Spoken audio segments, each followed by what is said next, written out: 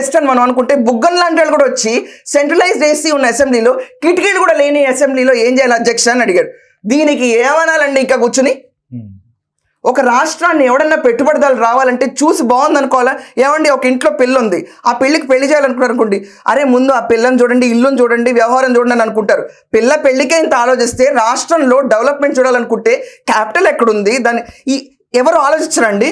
పెట్టుబడిదారులు చూడరండి?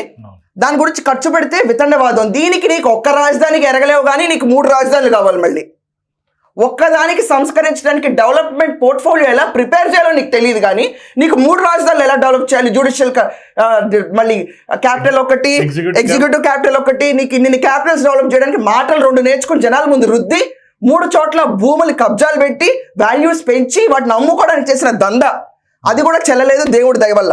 లేకపోతే 3 చోట్ల నష్టపోయి ఉండేది ఈ పార్టీకి. ఇలాంటి సిచ్యువేషన్లో వైకాపా నుంచి మనకు నేర్పించిన జ్ఞానం ఏంటంటే తిట్టు అవతల అమ్మని తిట్టు, తిట్టు అవతల పెళ్ళని తిట్టు, తిట్టు వాళ్ళ పిల్లల్ని తిట్టు. ఏ రకంగా తిట్టు?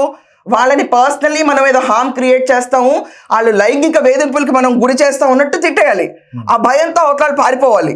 ఇంట్లో మన అమ్మల్ని అక్కల్ని తిడితే సిగ్గుతో పెదలంచుకుంటాం చూడండి, ఆ పరిస్థితి తీసుకొచ్చే భూత పురాణాల్లో కొత్త చాప్టర్ మొదలుపెట్టింది వైకాపా. దానికి నిర్వచనం ఈ పోసాని కృష్ణమురళి. ఇతను రోజుకొక డ్రామా.